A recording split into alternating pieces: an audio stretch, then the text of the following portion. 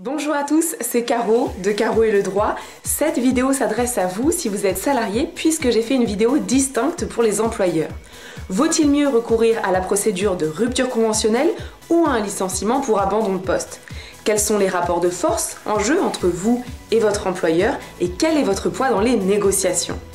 Ces questions me sont posées quasiment toutes les semaines. Je vais donc dans cette vidéo vous donner quelques pistes de réponse et ce en 3 temps. Tout d'abord, on va poser ensemble la problématique et on va faire ressortir les difficultés que vous pouvez rencontrer.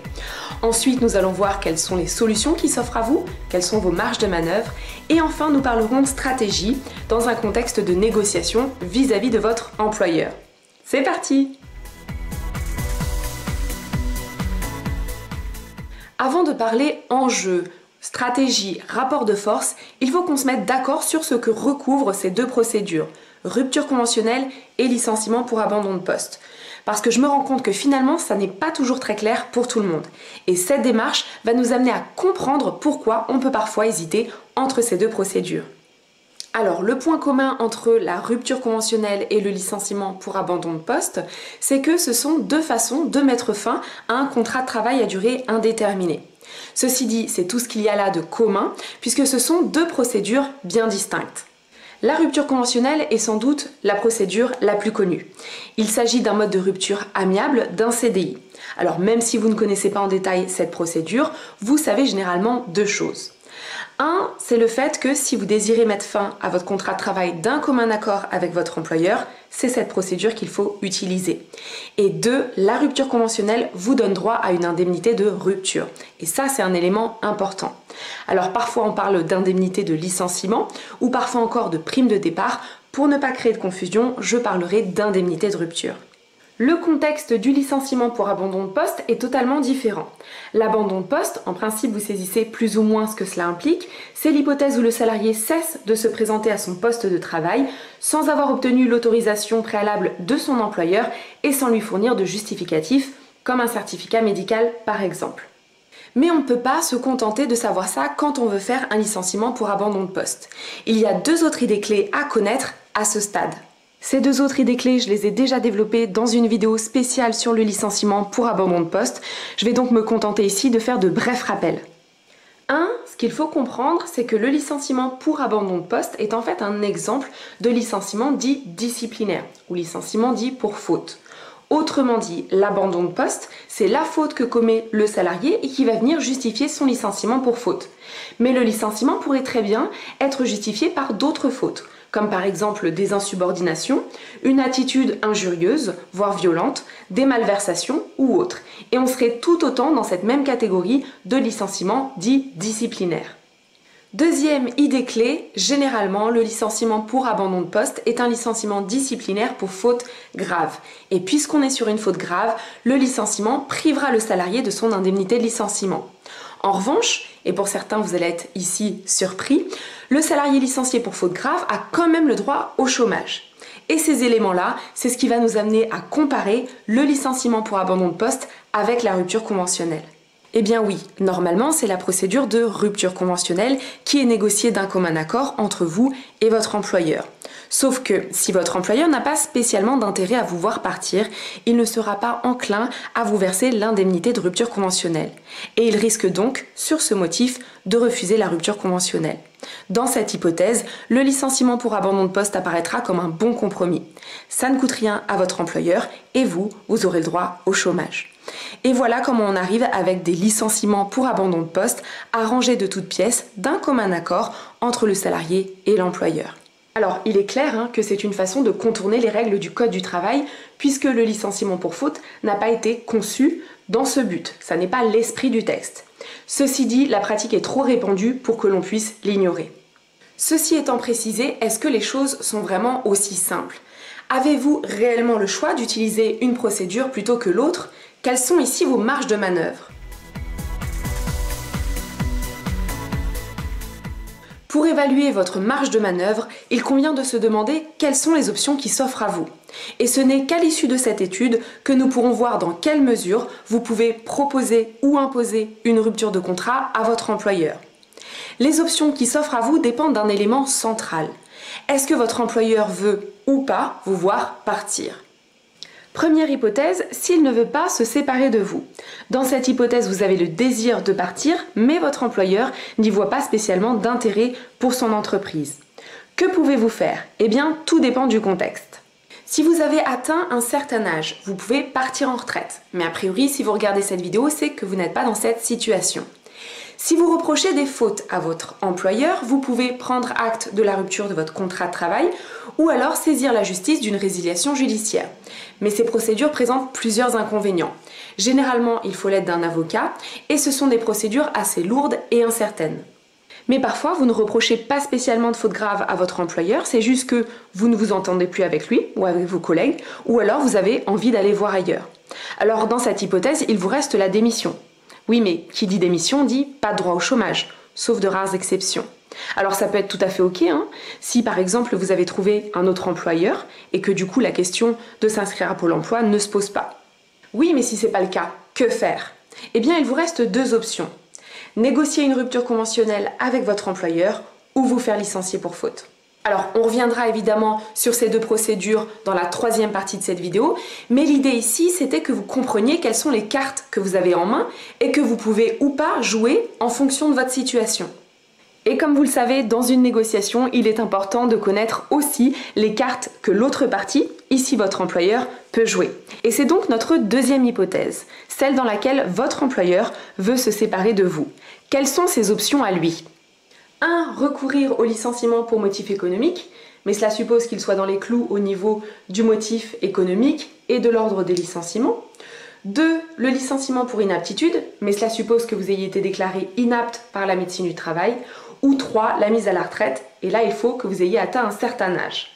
Si votre employeur ne rentre pas dans les cases pour ces 3 cas de rupture, et il y a de fortes chances pour qu'il ne rentre pas dans ces cases puisque ça vise des situations bien spécifiques, vous l'avez vu, il lui reste donc deux options. Le licenciement pour faute, notamment le licenciement pour abandon de poste, et la rupture conventionnelle. Sauf que, vous le remarquerez, dans ces deux derniers cas de rupture, vous avez une grande influence à jouer.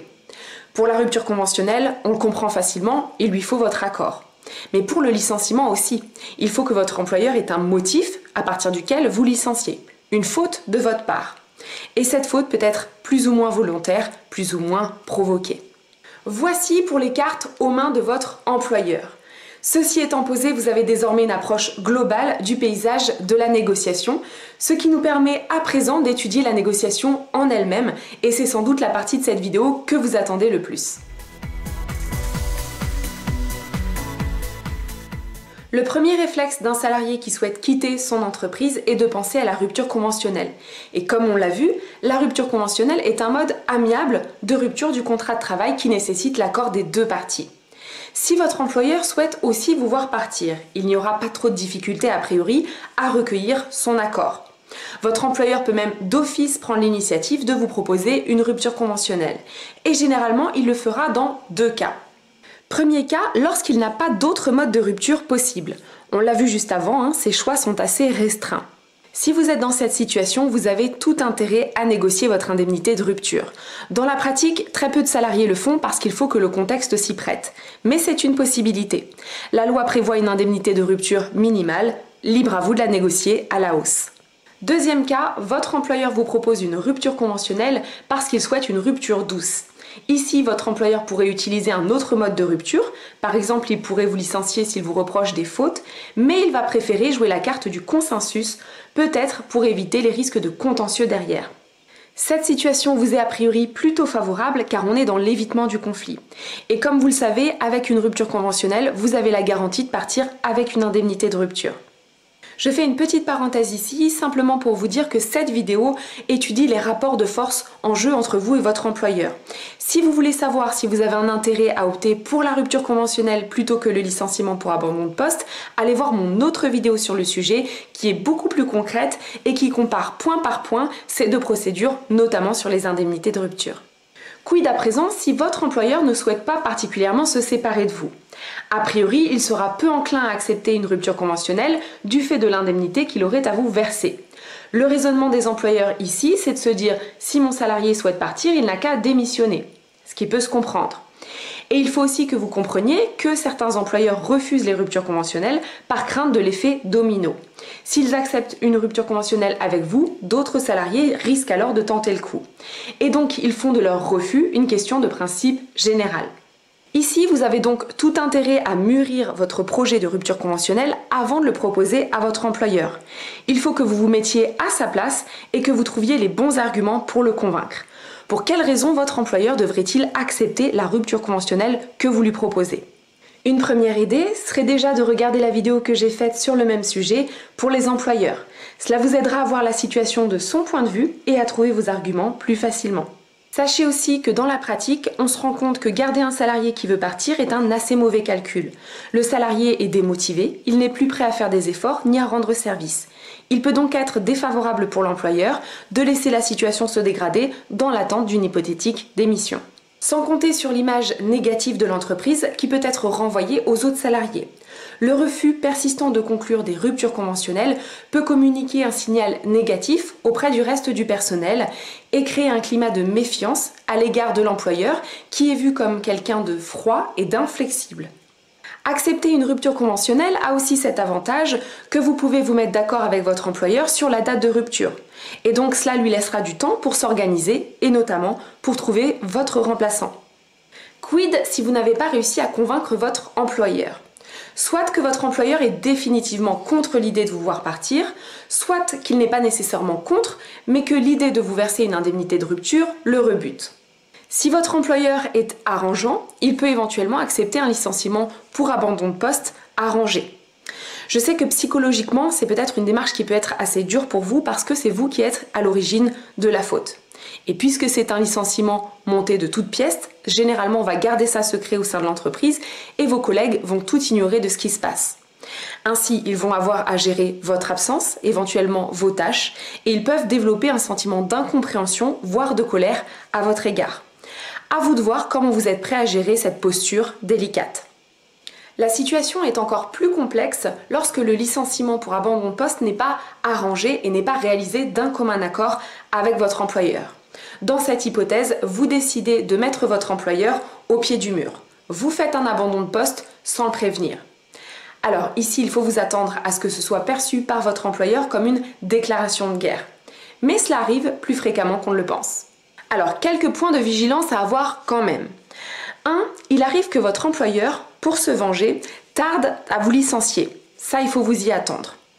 Ça vous met dans une position assez inconfortable puisque vous n'êtes pas payé du fait que vous êtes en absence injustifiée, mais vous ne pouvez pas non plus vous inscrire à Pôle emploi puisque votre contrat de travail n'est pas encore rompu, vous n'êtes pas encore licencié. J'ai fait une vidéo sur le sujet, allez la voir. Deuxième point de vigilance, selon le contexte, l'employeur pourrait agir en justice contre vous pour avoir quitté brutalement votre poste de travail si cela lui a causé un préjudice. Dans la pratique, on le voit très rarement, mais voilà, sachez que c'est un risque qui existe. Imaginons ensemble que vous êtes au sein de votre entreprise, seul à vous occuper d'une tâche qui est centrale et vous avez seul les compétences. De surcroît, cette tâche doit être réalisée sous certaines deadlines. Et en plein milieu de votre mission, vous faites un abandon de poste, qui plus est pour aller travailler auprès d'un concurrent. Donc là, vous cumulez les fautes. Et bien dans cette hypothèse, votre employeur serait en droit de vous réclamer une indemnisation pour réparer le préjudice qu'il aurait subi.